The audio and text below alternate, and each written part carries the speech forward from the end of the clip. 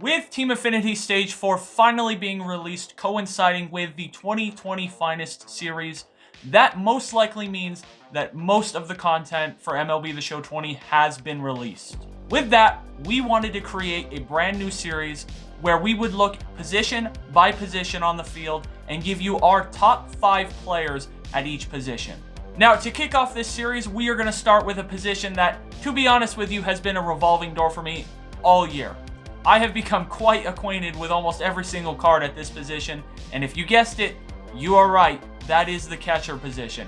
We are going to take a look at the top 5 cards at the catching position in MLB The Show 20. But before we get started, if you are new to the channel, we would love to have you, as always. Just go down right below this video, hit that little subscribe button and the bell notification right on next to it.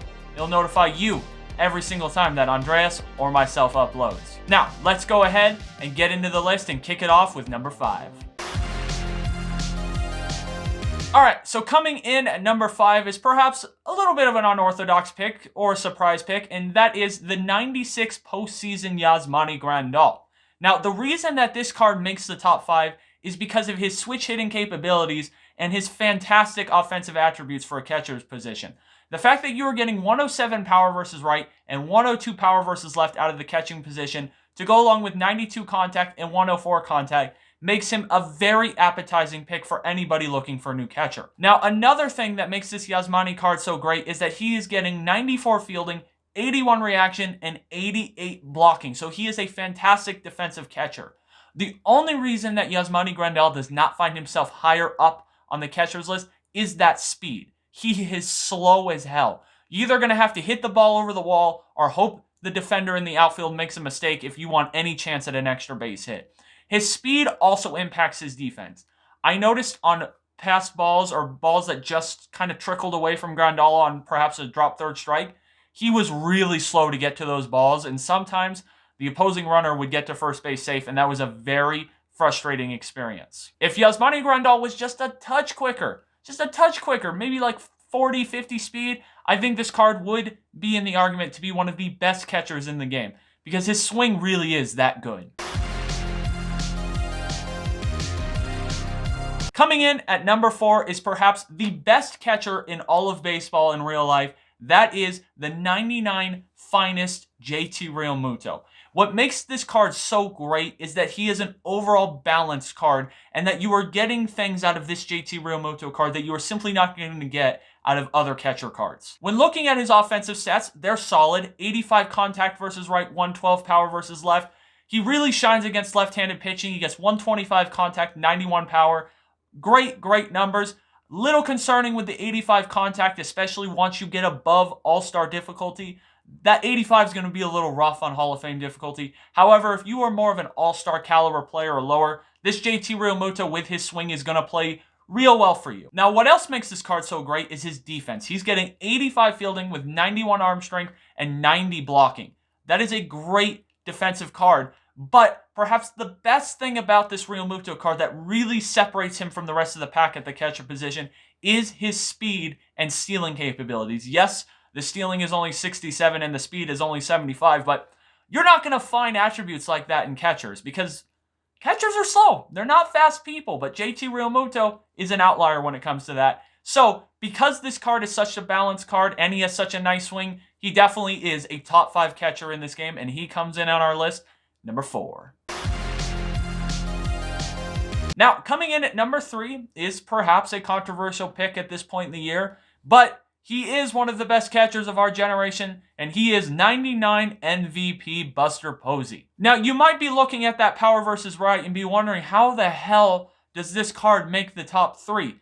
But I gotta tell you, he plays well above that 76 power versus right, and he's a lefty killer. 125, 115 versus lefties. So he is 100%, no controversy, gonna get the job done versus lefties. The main thing going against him is that power versus right, but he is getting 106 contact versus right. So yes, he's not going to put the ball over the wall that much, but he is going to find the gaps and he is going to get on base. Now, what really solidifies Buster Posey's place on this list is his defense. He's rocking 92 fielding with 85 arm strength, 87 arm accuracy, and 98 blocking. 98 blocking. Nothing's getting past this card. Now, another reason that Buster Posey finds himself in the top 3 is the fact that he is prestigeable, and he's one of the few catchers in the game that can be prestiged. And it makes the card even better. I honestly felt that the 99 base Buster Posey could have been here, but I went ahead and threw the prestiged 99 Buster Posey because I think they're both fantastic cards. I had so much fun using them. Eventually, though, they overstayed their welcome on my team, but he is definitely a top 3 catcher in this game. He was so clutch for me, had so many big moments, so many great defensive moments. The 2 big things against him is he's slow, and the power versus righties could be a little higher, but trust me, he is going to play well above those stats for you. He is a fantastic catcher, and he is definitely a top 3-1 at the catcher position. Coming in at number 2 is the 99 Travis d'Arnaud. Coming into the 2020 season, if someone told you that Travis d'Arnaud was going to get 2 high diamond cards in this game, would you have believed them? The answer is no, you wouldn't. And if you say yes, you're lying to yourself.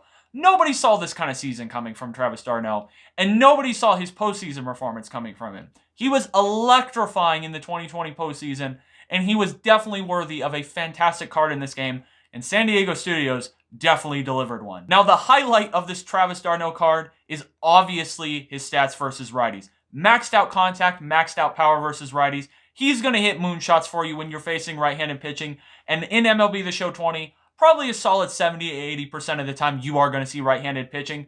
But he is no slouch when you face left-handed pitching. 85 contact with 90 power versus left. He's going to do the job versus left-handed pitching. He's going to be a competitive card. Definitely not bad stats. Now, perhaps the most surprising thing about this card, at least to me when this card released, was how good his fielding is. 82 fielding with 91 arm strength and 85 blocking. He's going to throw out most would-be base stealers with that arm strength, and he's not going to let many balls get past him. He's going to block almost everything. He is a great defensive catcher, and I didn't really see that coming from a Travis d'Arnaud card. I didn't know he was that good of a defender.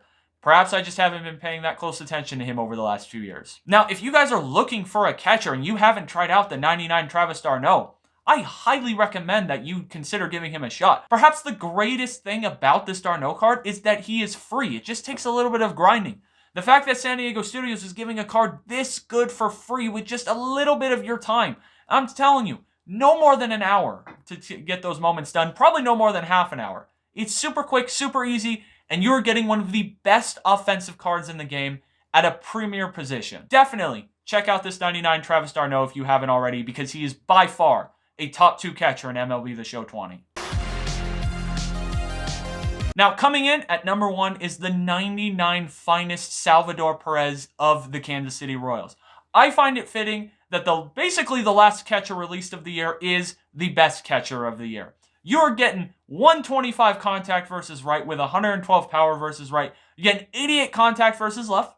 A little lower than you would like to see, but he makes up for it with maxed out power versus left. The offensive stats on this card are nasty. He's going to get the job done at the plate, and he has one of the best swings in the game. His 94 card earlier in the year, although the offensive attributes weren't that good, was fantastic. His swing was great. And now you're getting that fantastic swing paired with unbelievably good offensive attributes. This is just a match made in heaven, especially for the catcher's position. Now, this card also shines defensively. You're getting 84 fielding with 85 blocking. That is going to get the job done in this game. That is a fantastic defensive catcher as well. The only caveat going against this Salvador Perez card is the 82 arm strength. Would like to see that a little higher, but I think the 82 arm strength is going to get the job done and get most would-be base stealers. You just might struggle getting the, like the 99 Adalberto Mondesi or the Trey Turner. Cards like that with 99 speed, but what catcher in this game doesn't struggle against that? Stealing is somewhat of a broken mechanic in MLB The Show. Overall, when you take his swing profile matched with those offensive attributes and the very solid defensive stats, 99 Finest Salvador Perez is by far the best catcher in MLB The Show. This guy is definitely going to be on my team for probably the rest of the cycle, unless San Diego Studios does something crazy and drops a ridiculously good catcher's card, but I really don't know who else they could add. And I don't know who else they could add that's better than this card. All right, guys, that was our top 5 cards at the catcher position. We wanted to do a brand new series in MLB The Show, do something a little different. We hope you guys enjoyed it. We definitely plan on going to each position on the field and giving you our top 5 cards. We've used so many cards on our accounts this year, so we have a pretty good feeling that we can put together a very accurate list at each position. And we're just excited to try out some new content on MLB The Show 20 for the channel. But before I get out of here, if you guys are new to the channel, as always, we would love to have you join us. Once again, just go down below this video, hit that little subscribe button, and the bell notification right on next to it notifies you every single time that Andreas and I upload. It will also notify you the next time we upload a top 5 positional card. Anyway, guys, that's gonna do it for me. Thanks for hanging out with me again today, and I will see you in the next one.